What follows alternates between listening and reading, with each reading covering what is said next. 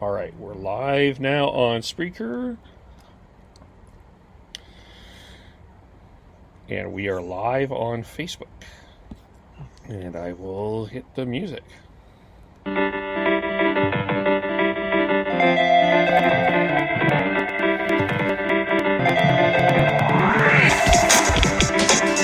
It started at 9 a.m. or 10 a.m. Mountain Time, wherever you were. And it is currently, as of this recording, 10:25 or 10:22 p.m. Pacific Time, 11:22 Mountain Time. And we have just finished watching 13 hours of hockey on August 1st, 2020. Starting, of course, with the Florida Panthers, holy crap, the Panthers did play. It was the Carolina Hurricanes and the New York Rangers, but they ended with the Winnipeg Jets and Calgary Flames, and the Flames winning Game 1 of their qualifier, and they win 4-1. Welcome on Facebook Live, and also on Spreaker.com. You are listening live, and we'll go through the game. We've got lots to talk about this game. Devin is here. Hello, Devin. How are you? Oh, great. So happy that hockey's back. Did you watch all the games? I watched the first two. So I watched Carolina and New York. New York Islanders versus Florida. Yeah. And I actually had a nap in between there and watched a bit of the game as well. But most important one was Flames versus Jets. So, it was, I got to say, I got a little emotional at the beginning there when I heard the first anthem, 10 a.m. And, God, just so happy that. Yeah, and Matt Duborg, Fireside Podcast, back for another year of repeat games with us. Hello, Matt. It's already been better than reviewing the whole Colorado series with you last year. That's true. Well, not only because the Flames won, but the Oilers look terrible. So that's always a good name. The Oilers had their Oiler defense, and Mike Smith was their Mike Smith. Very on brand. And the cherry on top of it is that the reason why the Oilers missed the playoffs last year was Tobias Reeder, and he scored the game-winning goal for the Flames at Edmonton. Yes, that is true, actually. That is very true. Yeah, and he's real. Yeah. Yes. So we'll talk about that in a little bit, but our big focus today, Matt, how many games did you watch today? Every one except for the Montreal-Pittsburgh game. Okay. So all the early games. And I was having a lot of fun laughing in the first period with the Chicago game. Oh, there's one. 5 minutes later, oh, there's another one. It was great. Yes, that was something to behold there as well. So we'll get into that. We'll talk a little bit about that. I guess the place that kind of will get started. So if you do have any comments or questions, please let us know, and we will get into that as well. But I think the first thing you need to talk about with this game is the big play, which was the Scheifele hit. Jet fans were irate, but I'll start with my perspective, and then I'll let you guys kind of get. This was. I understand that there's a hatred for Matthew Tkachuk, and I understand that some people don't like him. There was no way that was a dirty play under any way, shape, or form. They looked to me that Scheifele almost caught his own ankle as he's going into the boards. A terrible injury. Please don't get me wrong. It was not dirty, Matthew Tkachuk. Tkachuk is one of those players that he walks that line, but he doesn't overtly do things that are endangering other people's safety. And, he's a jerk, as Drew Doughty can attest on multiple occasions, but he's just not that type of guy who will just, he's vulnerable, I'm going to put him out of the series.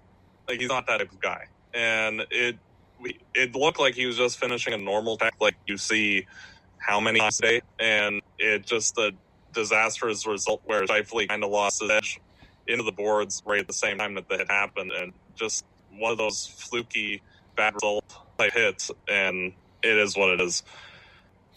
Devin. Yeah, I agree. I don't think it was dirty at all. Tkachuk, he does have that pest mentality and reputation around the NHL, but I don't see him as a dirty player. He like that he walks the line. But from the angles that I saw, it looked like Tkachuk's skate could have potentially caused Scheifele Achilles to 7 way. That's my opinion. I don't know if that's true because when I first saw it, I thought it was the knee, and it could have been a couple tendons pulled, like an ACL or MCL. I can attest to that. I know ACL or MCL left knee, so when he was writhing in pain, I took me straight back to where I was when that happened to me. So, but either way, it's a terrible loss for the Jets, but a massive gain for the Calgary Flames. I think the interesting thing too with what happened, was the response after Wheeler and Tkachuk fought, and I would give the decision on that to Tkachuk. And the Jets scored right off the bat as well, which gave them the 1-0 lead, which they had after the first period. What did you think of? What were your thoughts on the Jets' response and really, I thought one of the things I think the unfortunate part is the Scheifele part, but the positive part from the Flames' perspective was Matthew Tkachuk established himself immediately in this game. Yeah, he definitely showed his leadership skills. That first shift, he was buzzing around, hitting people, making an impact on the game. And one thing I did notice was that he was in the box for 7 minutes of that first period, and one for that fight with Wheeler, and then the other for the too many men. And I really noticed that the Flames, without him on the ice, it just seemed like there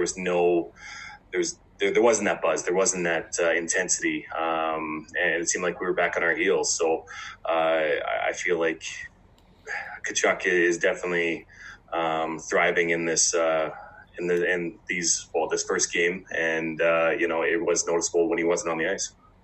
Yeah, Tkachuk is now starting to take that next step towards becoming that more complete Jarome Iginla type of player, both in terms of the on ice and off ice, I feel. And he seems to, he immediately started talking with Wheeler and answered the bell immediately. Like, oh, okay, yeah, that was a bad thing that happened.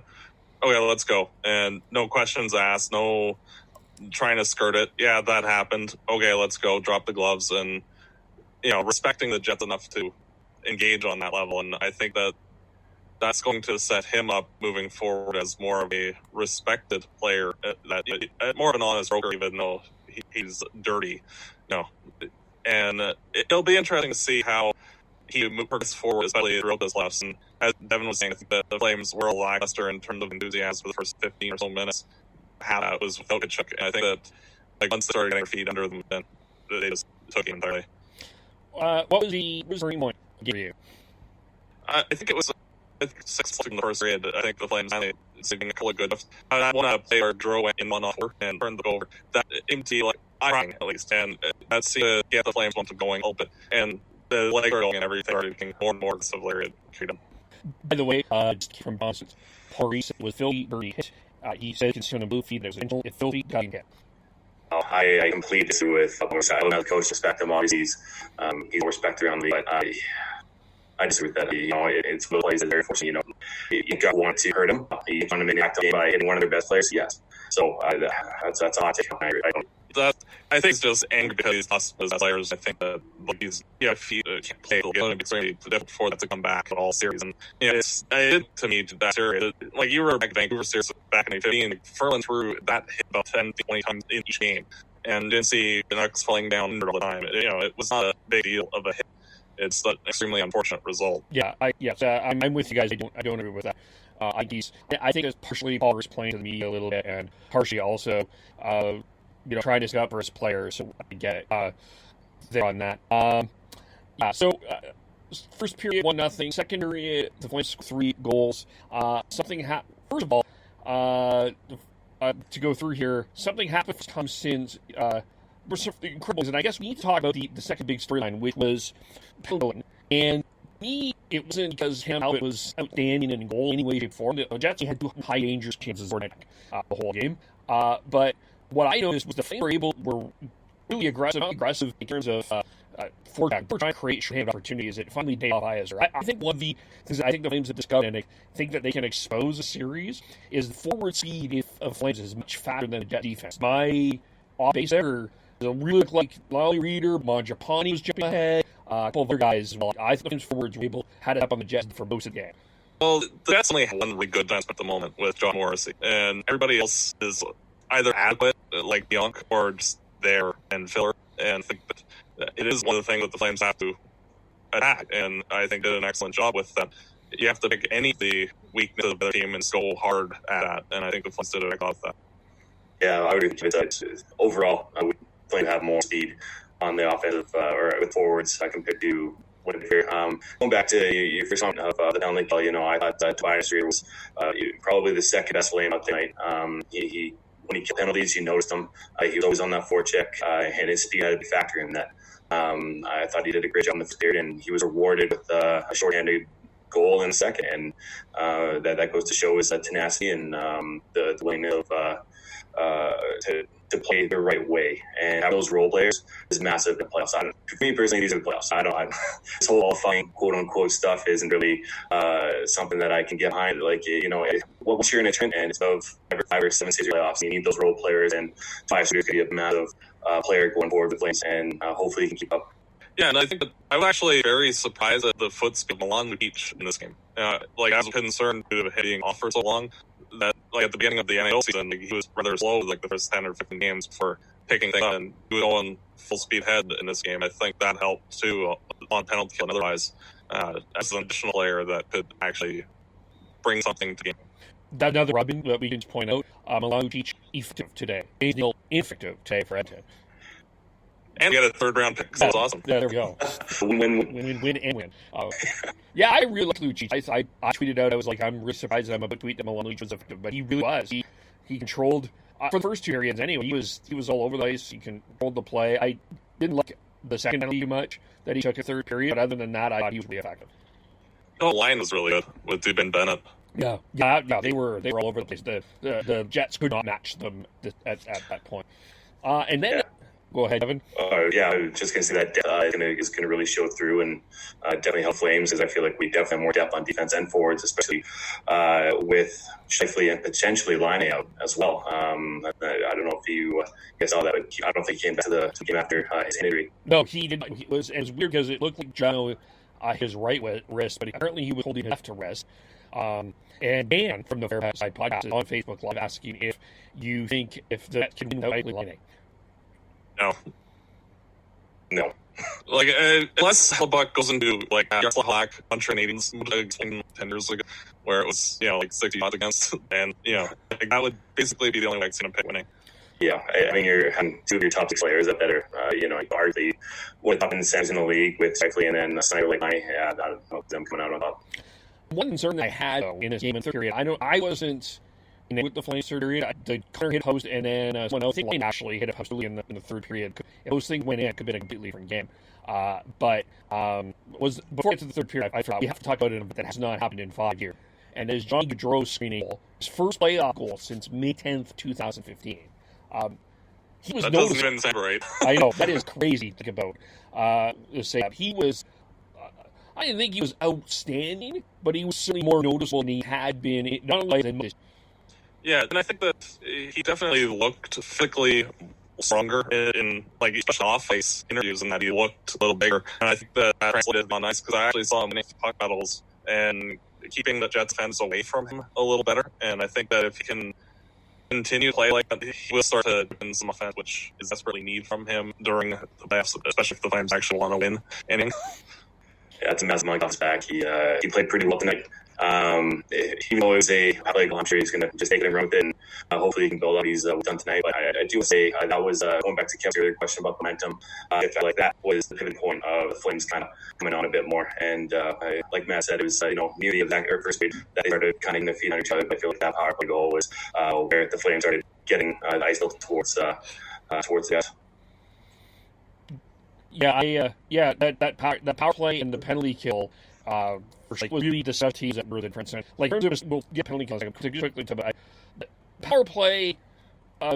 were trying to be fancy early, and I think they might have saw what Antoine Roussel did against Game, and the only way we could beat them is start crashing the net. It's kind of felt that was they started to create opportunities, and that helped a bit instead of trying to be fancy. They weren't necessarily throwing pucks out net, but they weren't overly trying to be creative. They weren't leaking it everywhere, but they were kind of was getting it. I like Gustafson brought to the power play. I think that having that from the blue line, like if he only plays like 8, 10, 12 minutes a night, if he can bring that up power play, that'll contribute to the score sheet easily. And the draw goal was off of a redirect from a Gustafson point shot, and I think that if he can keep that up, that'll be an added benefit to the power play that I think has been lacking for a while now. Yeah, Gustafson is massive plus, and back to looking for getting him at the trade deadline. I feel like he's just more dynamic than Giordano back there. He can make plays a bit with less effort than Gio does. And yeah, like his shot has definitely it was shown during this game. Though maybe not, I don't think he net, but he was getting trying to pass through, and that's massive. Whether or not slap or just a wrister.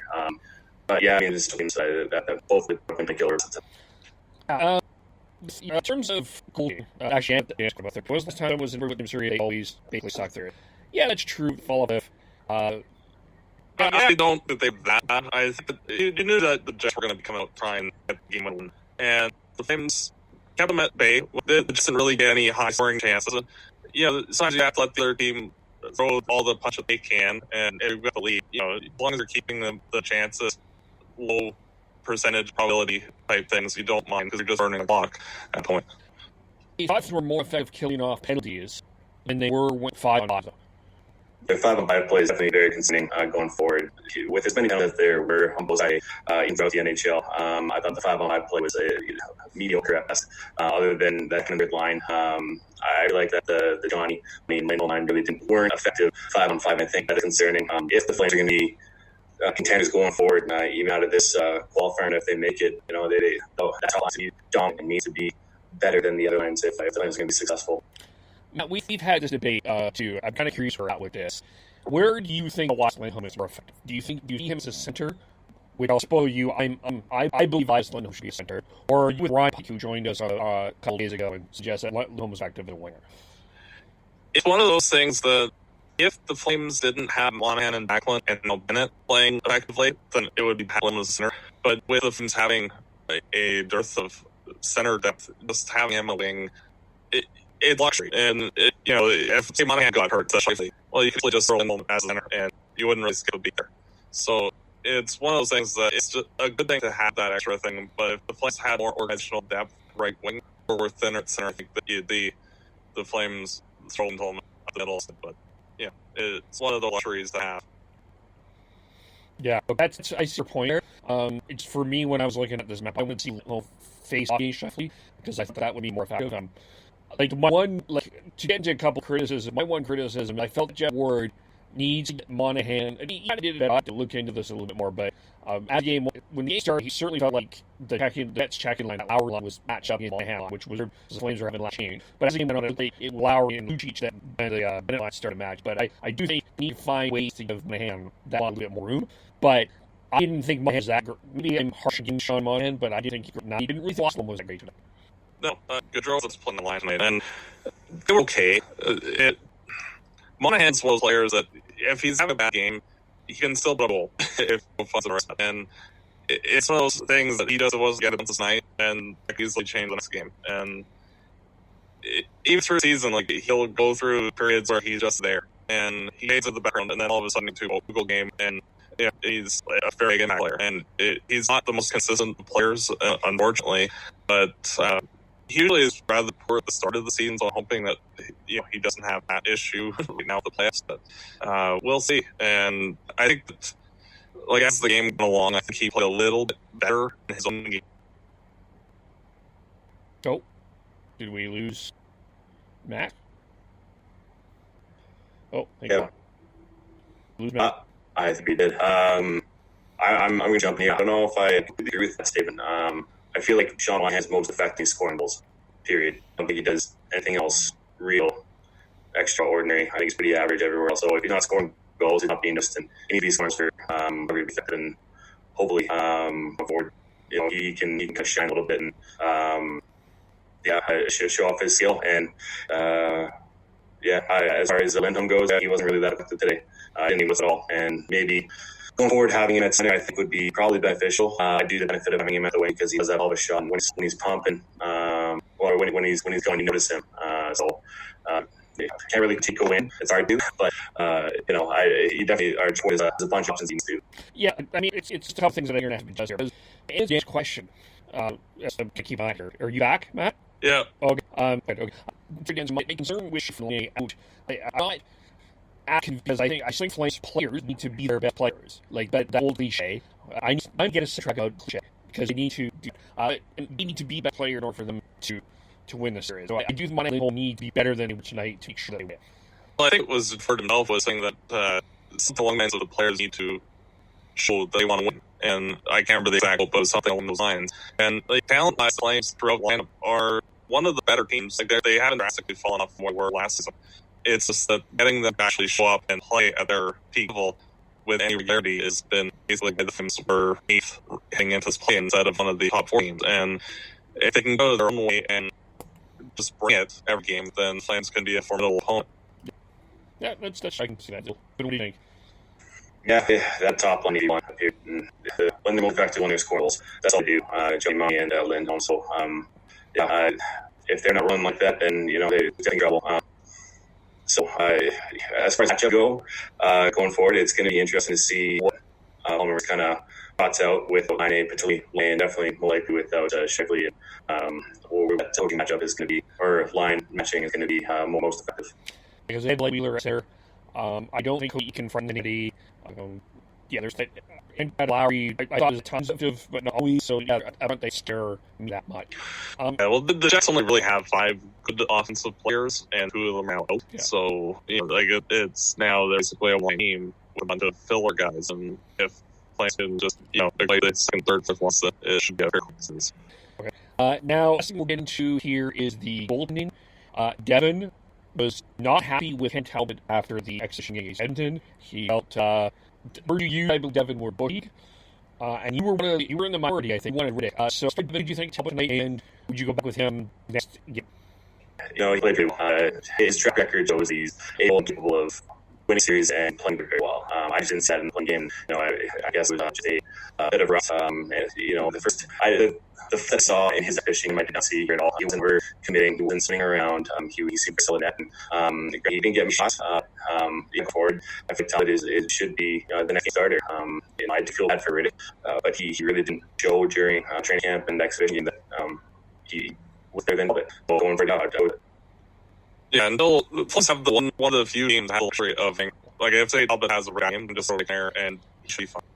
And I think you just run with Talbot until things go a little sideways, and then you split up and see how that goes. And I think that if Riddick gets an opportunity, he'll be fine. But I think that you have to run with Talbot until he plays himself out playing. And knowing Riddick, he's a competitive guy, so they're just waiting. Obviously, not hoping that Talbot really falters, but that when the time comes, he's going to be ready. Hopefully, with mindset that he won't be too excited and too gung-ho about it, because we know that Riddick is fiery and can overcommit on certain plays. But I'm with Matt. Do you think before going into this series, before tonight, that the Flames need to establish one of their goaltenders in order to have a chance of winning series, or do you think that they could play both Talbot and still have a chance of winning series? Yeah, I think they play both. I don't think that the Flames goaltending was the biggest deal. I think that explaining Winnipeg Jets line depth overall was the big deal. And if one of the goalies faltered, we have 2, they're good. So I think that was paramount. Where if the Jets were a better team and we were playing the actual first round of the playoffs against one of the top teams, then I think it would be a lot more free. But the Flames that does class is the best. I'm not concerned with that. I'm a little concerned. I think that you want to have one piece like this, and you look at Pittsburgh Penguins and Matt Murray and Marc-Andre Fleury. Both of them played when we won those things. You need the goalies are capable of running out when we need them. But I feel like with the lack of and the situation with ones having Scheifele Laine now, we don't want them too lightly. We want to make sure we're trying out the best league that we have, and hopefully they do get more shots. They do get more chances to kind of warm up and potentially to the next round, because if they're not getting paired or shot enough, then I'm kind of concerned with running into a Vegas St. Louis Blues or Colorado Avalanche going forward. I guess I'll start, and I know it's kind of counterproductive of what you want to do, but it's a happy meeting. Yeah, is there anything we need to bring up for the game or anything else that we want to click back for? I want to just talk about the difference between how the Flames approached the game today versus how they were in the playoffs against Colorado. I think that they were a lot more focused on the little details and didn't get panicked when like last year, where like one little thing wrong, that's a real bad time. Well, as Darren said, they were last year. They were not mature enough to respond to adversity. Yeah. And I think like that was one of the better things. Like obviously you don't embarrass yourself like that, but it happened. And I think that the fact that they fell so hard on their face was enough to wake up call. And they're a lot better. I feel like they're not panicked at all. I thought they were composed throughout the game. Like even though it took a while to get going, like I didn't have any real sense of like desperation or urgency, or like like we can just get away from it. Yeah, and after one night, I thought that I wasn't picked up until for sure. It was lit. And then in the past, they give up the first goal, it seems, and I was just sweating a little bit, but I think I've read saying that they were calm and cool. They responded well. Fair enough. My only quick thing that I have is what was their loss? The Oilers lost, Penguins lost. Penguins. I actually predicted Chicago in 4, so I was not surprised they took the Oilers out of the bullshit today. But that Berg game, I was shocked, frankly, that Montreal got the win. Yeah, I'm with them. I predicted them to be strong and sweeping.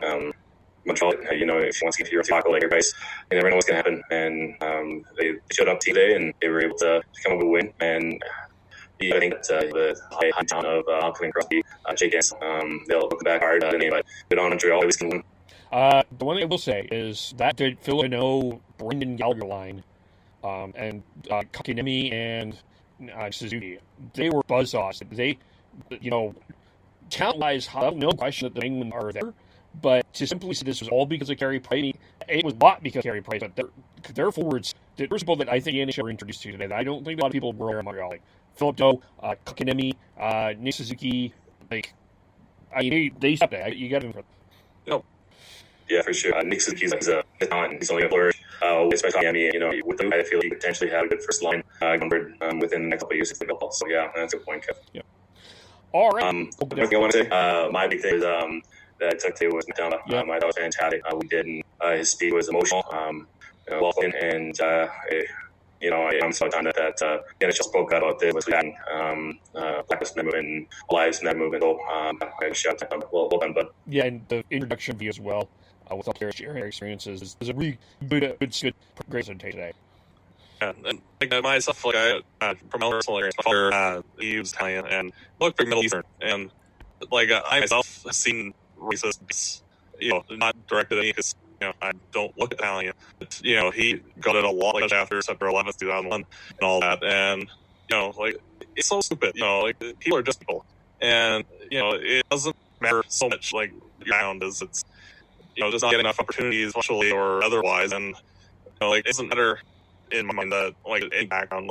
I've known people all over the world, and there really is a huge amount of difference than religious cultural differences. But even then, a lot of similarities between things, and it's nice to see that the NHL is being a very progressive league, even more so than the NFL or anything like that. So, good on for Matt for that, and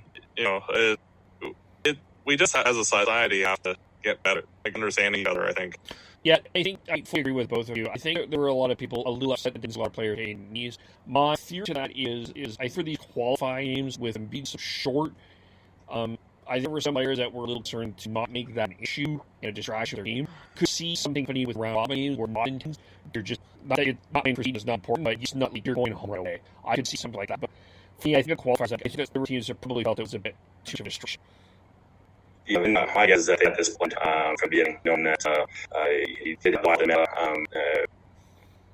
being a part of it all, and as he probably wanted to speak up. And I think it was more powerful that he had Malcolm and Darnell Nurse have both of their hands on his shoulder that he nailed than the fact that Eddie's doing. So yeah, it was really nice to see. But I do plug, this is really random, but I want to plug, if anybody has not seen the last video on how similar we all are as a human race, I definitely urge you to check it out. I think 99.8% alike, so it really is just in the... All right, let's leave it there. We beat tomorrow. Devin and I will be recapping Elvis Blue Jack, one of qualifiers, the Blue Jacks, and the Toronto Maple Leafs. Let's go, Elvis. Let's go. And then Monday morning, we will do an express recapping instead of Game 1, Minnesota Wild, Vancouver. And then us three and I will be doing this as well to recap Game 2 of the Jets and Flames after that game. So that's the next couple of days. Anyway, did I miss something on that? Yeah. We're good, yeah. Tuesday. How we follow? You can meet us at Matt Duborg on Twitter or Fireside Podcast on Twitter. Our website's firesidechat.ca, and we're going to be doing a show probably after Game 2, but we might leave it until, depending on playing that Game 2, I think we might submit until after the series. Yeah, and we've got our after stuff going. Like, we've already have all the research done, with everything going on. That show probably won't get released until October. Good lot. Yeah, I'm going to do it, I guess. Devin, we for you. I'm bored out here on Twitter. And you can follow Beardy Connectory, Heidi, on Amazeballs, Chris at 9 SCANEDZ, Tyler, Bill, the KVOL Podcast, _ Facepod, Hockey, the Hockey Podcast, and subscribe on Apple, iTunes, Google, Spotify. Thank you, and we will talk to you all soon. Bye.